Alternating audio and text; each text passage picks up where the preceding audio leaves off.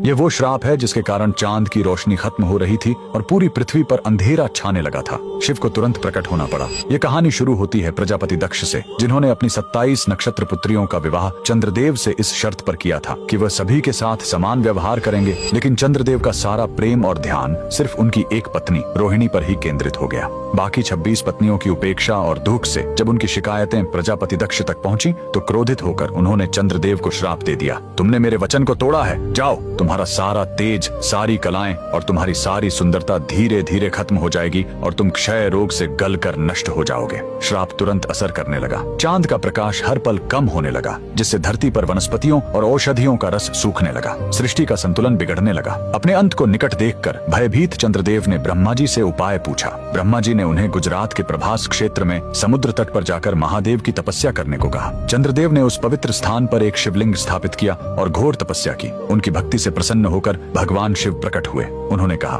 मैं दक्ष के श्राप को पूरी तरह खत्म तो नहीं कर सकता, लेकिन उसका प्रभाव कम कर सकता हूँ। शिव ने वरदान दिया, तुम कृष्ण पक्ष में 15 दिन क्षीण होगे, लेकिन शुक्ल पक्ष में 15 दिन फिर से पूर्ण हो जाओगे। उन्होंने चंद्र को अपने मस्तक पर धारण कर लिया और चंद्रशेखर कहलाए। और जिस ज्योतिर्लिंग की चंद्र ने पूजा की थी वो सोमनाथ, सोम यानी चंद्र के नाथ के नाम से प्रसिद्ध हुआ। और यही सोमनाथ मंदिर भारत का पहला ज्योतिर्लिंग आज भी गुजरात के वेरावल में उसी समुद्र तट पर शान से खड़ा है जहाँ चंद्रदेव ने श्राप से मुक्ति पाई थी। लेकिन रुकिए, इस मंदिर का एक और रहस्य है। यहाँ मौजूद बाण स्तंभ यह बताता है कि यहाँ से लेकर दक्षिणी ध्रुव तक समुद्र के रास्ते में कोई जमीन नहीं है। भगवान शिव के भक्त कमेंट में हर हर महादेव जरूर लिखें।